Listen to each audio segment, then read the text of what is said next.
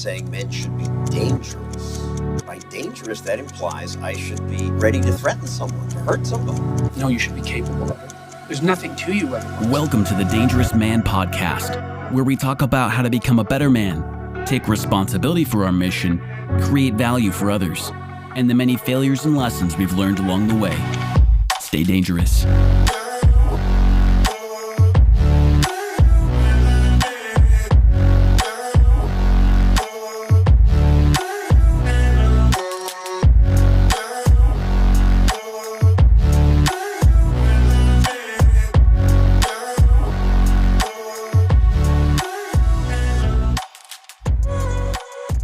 You're listening to the Dangerous Man Podcast. This is your host, John Kostohris, and joined by, of course, Adam Thooft. What's up, boys?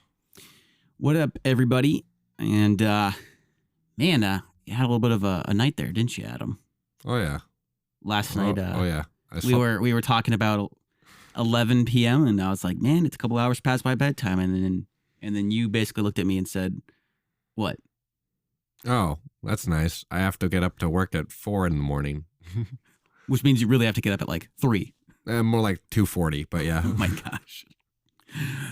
I still got up and worked out before going to really? Work. Yep.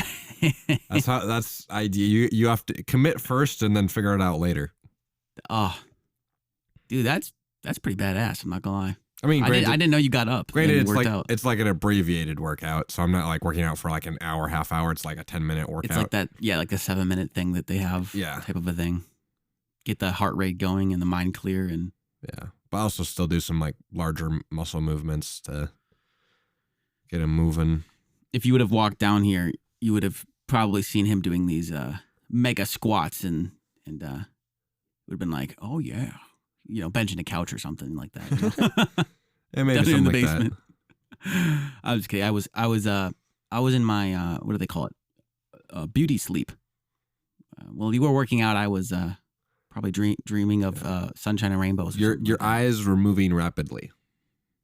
Technically, scientifically, yes, yes, and internally, I think I was like hiking a mountain or something beautiful in my dream, or I don't actually remember, but I'm sure it was something. And then probably like an alien came and like started shooting at me with bubble gum or something. Is that how random your dreams usually are?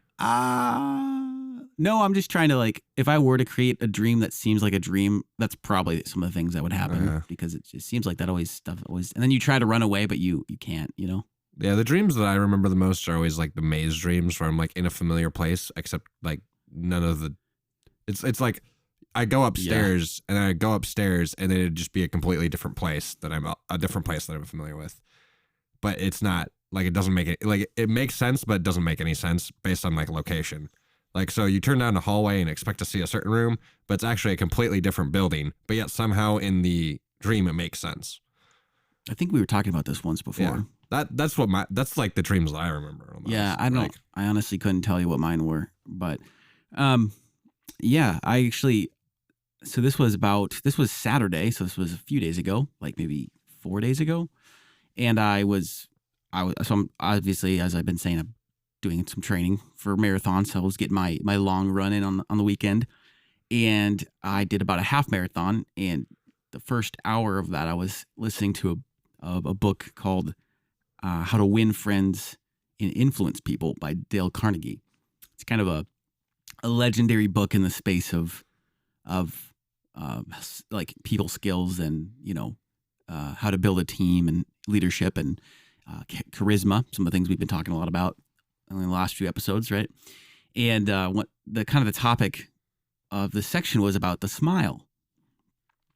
And I've heard people before kind of say like, oh yeah, it's good to smile, and they're like, smiling takes less muscles than frowning, and all the, But it actually doesn't. It actually does it. Yeah, that's why I said it in a funny voice. But whatever, like that's probably all we really know about smiling is like, but he has a lot of compelling stories in the book, in this chapter that he was kind of saying like, yep, like waiting in line for the doctor's appointment, right? And kind of in a grouchy mood, and this baby obviously starts smiling at him because that's what babies do. And what did he do? well, Smiled smiled back. Yeah. And he said, before I knew it, all the people in the waiting room were struck up conversations, were smiling, were talking about the baby. Like he started asking the parent about the baby, and you know what I mean? They got into a conversation about like him and his grandkids or something, and boom, like everyone started joining in the conversation, and it was like this power of like this innocent smile, and that was kind of one of the moments. But he was basically saying like he had came into this office space that him and his business had rented with another business, and the I guess the owner of the office business, like the other business that they shared the office with. Okay, so what I'm trying to say. Okay, words. That other owner had thought of him as kind of like a grouchy, ornery type of person, and they had gotten to a conversation maybe a month or two later when Dale Carnegie decided to start implementing a smile, and he had this thing where he's like, for every hour of the day, I have to smile, and if you're around people, smile at somebody basically. And then do it for 2 weeks and then track your results. That was kind of like this challenge that Dale had done. Maybe some of his friends had done. And the idea was kind of like this baby effect, right? Where you find yourself actually, one, being in a better mood yourself, but also people's perception of you. Like it actually like is providing value to other people of like smiling at them genuinely and just like what that does for their day and their mood, right? And at any rate, so this other owner had said, well, I actually thought you were this grouchy person, but it's only until recently that I started to change my like perception of you. And it wasn't exactly sure why, but Dale knew why. Is because he started the challenge, and he wakes up to his wife, and I guess he's in the kitchen, and she walks in, and he turns and smiles at her. He says, "Hello, honey. It is so wonderful to see you today." And she's kind of like, huh?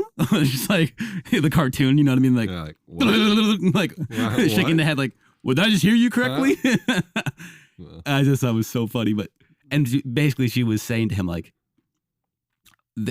this is so weird. Like, this isn't normal. And he's like, "Hey, get used to this, honey." He's like, this is the new normal. And like, this is what you can expect from me now. is to greet you with this smile and this enthusiasm. And it was just interesting hearing these kind of different little stories, because he was just talking about the I guess I actually wanted to include one more that he shared that I thought anchors his home. And he had gone into a business to sell I guess his services. I think he was a reporter at the time, and so he wanted to maybe do like a report or something on this business or whatever. Don't quote me the details here, but the owner basically told him off and was like, "Get out of here!" And I don't want, he just like wasn't in any mood to do business with some random person coming in asking to do business. But he left, and he was, the rest of the day he was thinking like, man, that didn't go so well, and like I didn't like, I guess, present my value very good, and man, like I should go back and try again, and I would make this change so I would try to say, hey, like I didn't do that very well, like I'm sorry I didn't like, like I wanted to do it better, like I can help you guys, I want to help you guys, and reposition the way he structured this initial time he comes into their building or their shop or their restaurant or whatever it was. When he comes back in a few hours later, the guy greets him with enthusiasm, and the guy's like, "Wait, what? Like I haven't even said anything new yet." And he's like, and the guy's like, "Hey, we would love to work with you. Like, let's do something." And Dale's kind of like, "Huh?" And like the whole cartoon again. He's like, "What the?" And he's like, "Well, can I ask you a question?" And the guy's like, "Yeah, sure." Dale says, "Well, why the sudden change of just a few hours ago? You had wanted nothing to do with me, never see my face again." And he said, "Dale, we had one of the bus boys come up, and he told me, he said, you should work with that guy, because he said every salesperson that's ever come in the door just was not very nice and didn't treat anyone really well. But Dale literally went to all of the staff, the guy at the vending machine, the boy, like everyone on his way out. He smiled at them. He greeted them. He asked them how their day was going. He was just like the most personable, and they felt really like appreciated, and it made all their days. And like they all had commented about it, to the fact where this owner, they literally went to the owner like, "Hey, there's something different about that guy. Like if you get a chance to work with him, like I think you should. He was great. And so that was enough for the owner to actually like change his mind and be like, whoa. Like there's something different about you. Like I appreciate and feel like connected, and I really just genuinely enjoy talking and being around you. And I thought that was pretty awesome.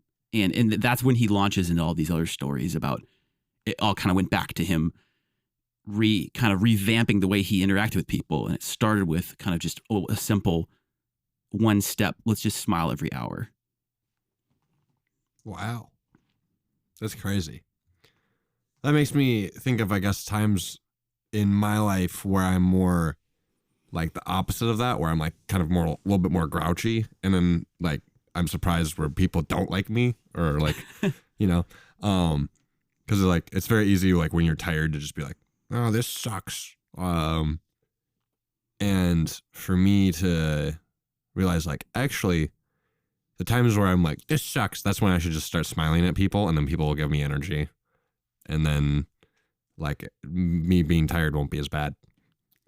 Yeah. It makes almost me what I like just hear from that. I was like, I just need to focus on being like happy to people, and they'll be happy back to me generally, naturally. Yeah. That's the same exact, like, that's what Dale was describing in the book. He's like, you start by treating people that way, and they come to really like the way that you interact with them can totally change and revamp the way that they even view you. Yeah. Right? Like this guy in the office who had changed his perspective on him just by seeing him interact more positively and being more, you know, in a bright mood towards others.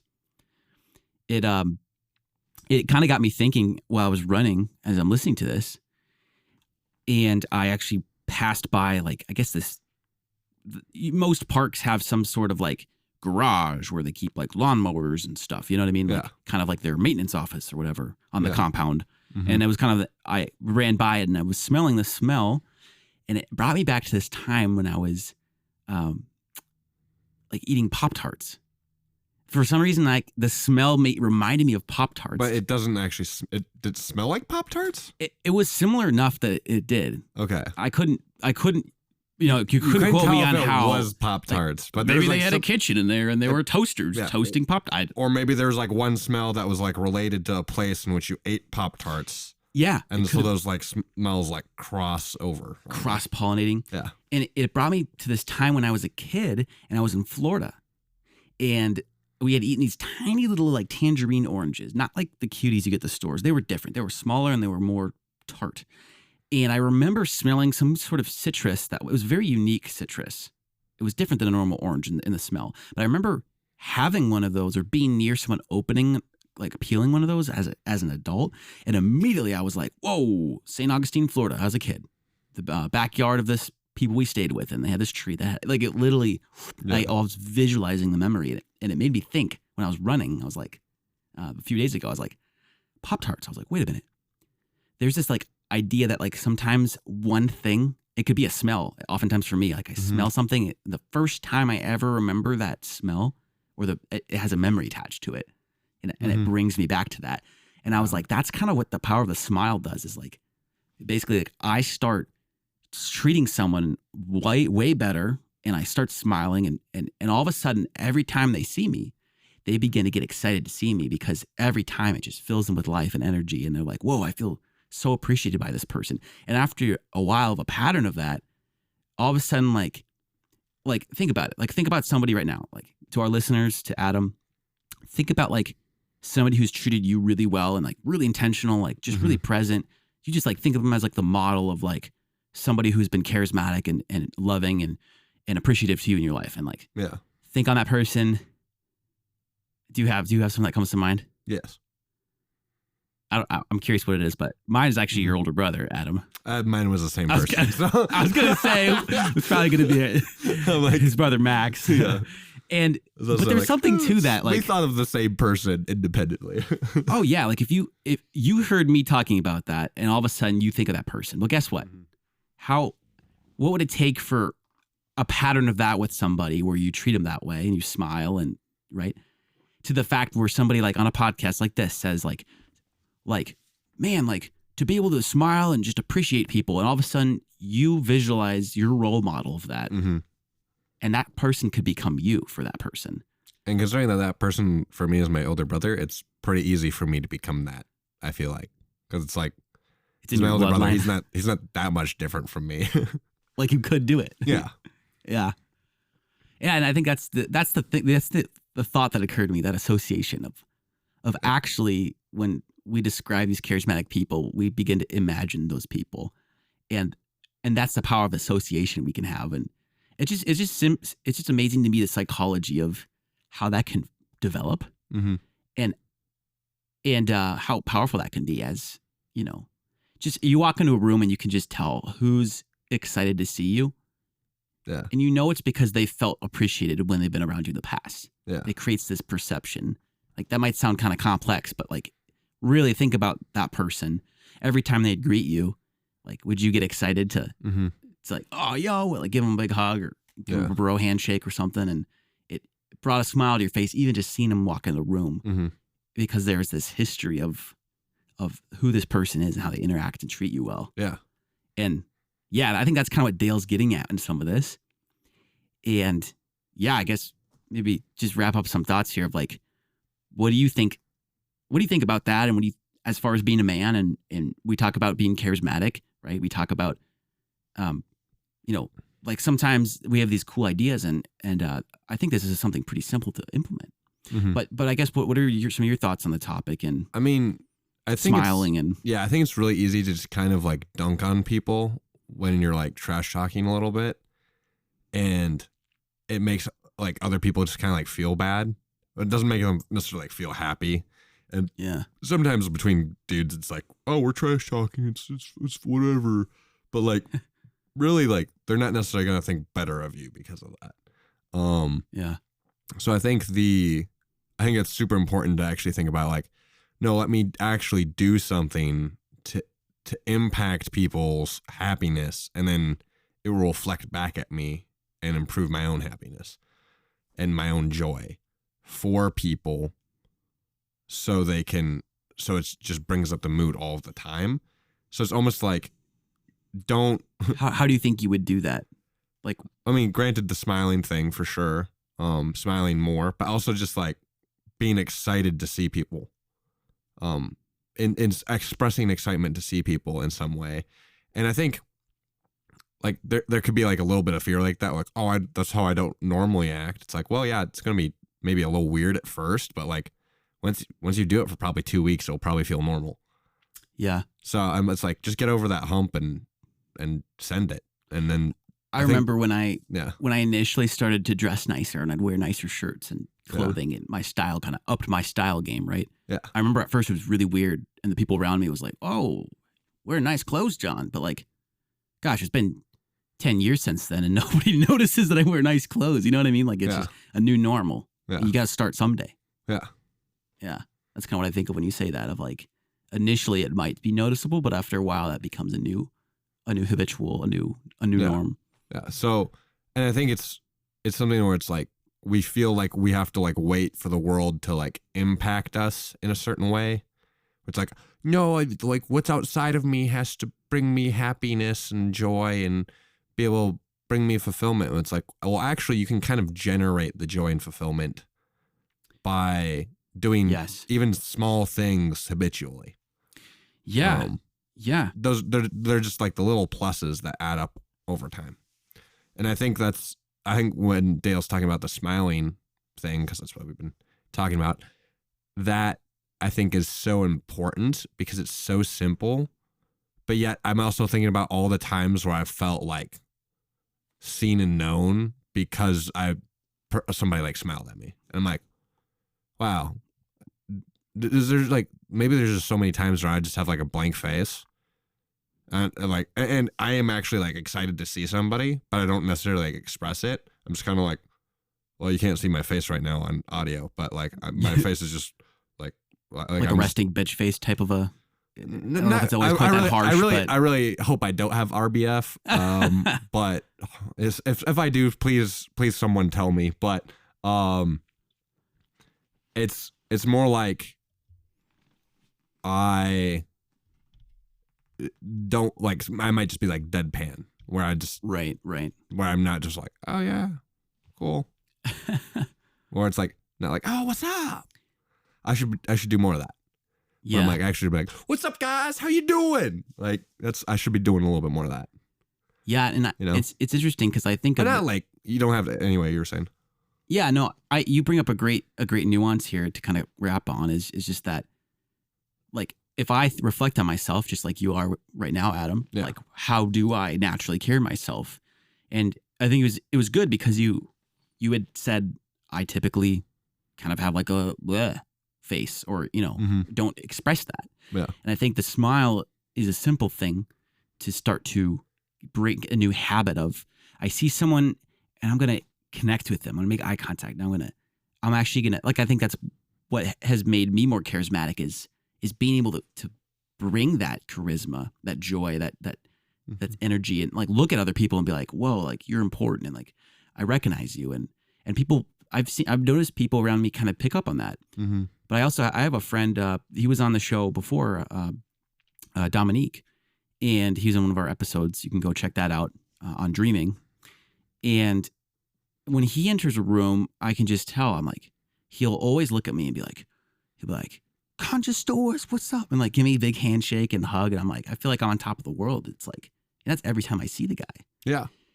And that is another person who's got me thinking about this.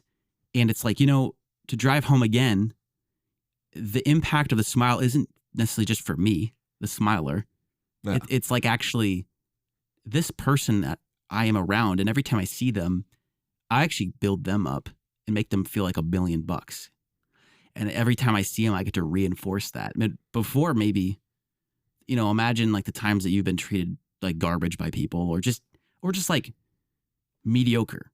Yeah. And then you can compare that to like how the way that Dom or your brother greets me, right? Yeah. And you can definitely be like, whoa, there's something just different about these guys that I want to be like. Yeah. It just connects with us. And part of it's because I just feel so much better about myself around them. Yeah.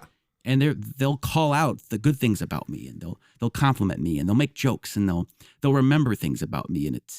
And that's, maybe we could get more into this another time, but there's a lot that starts with a genuine excitement of somebody else, and how I can start to develop that and show that. And I think that really can change the pace of how we just relate to other people. And it's important to like express that, because I think I am like genuinely excited to see people, but sometimes it's just deadpan anyway. Yeah. And I'm genuinely excited to see you, but like I'm so focused on like whatever you're doing that I just like forget to react. Yeah. So it's really important, I think, to push ourselves to like be able to show like excitement in others. Like just like imagine what that would like look like in our lives if we, had more of that. I'm going to express that I'm excited to see you as much as I am excited to see you whenever I see you. And how much that can change like our business relationships, our family relationships, all of our relationships, because we're actually communicating more effectively. Like I was saying, like I am excited to people, I just don't know how to see it. So it's actually better to communicate, hey, I'm excited to see you, and expressing that, because that's how you feel anyway. Yeah, and I'm just imagining like if a bunch of men in your local area, like you, the men that listen to this podcast, the men in your town, in your family, imagine just like everybody making that simple shift, of implementing a smile, and just imagine how that impact that Dale had going into the business and getting that relationship deal there, the way his wife felt treated by him. Just imagine your relationships and the impact of how they view you and how you can begin to win friends, influence people. Share the show if you want to help other men embrace danger and become truly great. You've been listening to The Dangerous Man. Join us next time. Until then, claim your greatness and stay dangerous.